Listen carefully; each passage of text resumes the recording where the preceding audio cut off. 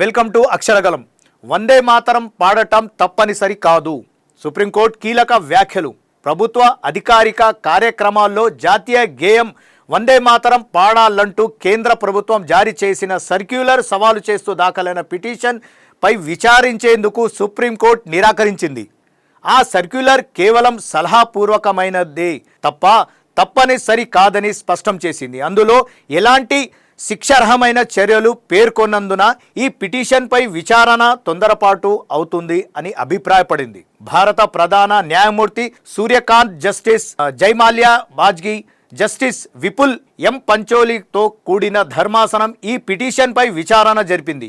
ఈ ఏడాది జనవరి 28న కేంద్రం జారీ చేసిన నోటిఫికేషన్లో కేవలం సలహా మాత్రమేనని, దానిని పాటించకపోతే శిక్షలు ఉంటాయని ఎక్కడా చెప్పలేదని పేర్కొంటుంది. ఒకవేళ శిక్షార్హమైన చర్యలు తీసుకుంటే లేదా దీని తప్పనిసరి చేస్తే అప్పుడు విచారిస్తాం. ప్రస్తుతానికి ఇందులో ఎలాంటివేమీ లేవని హైకోర్టు వ్యాఖ్యానించింది.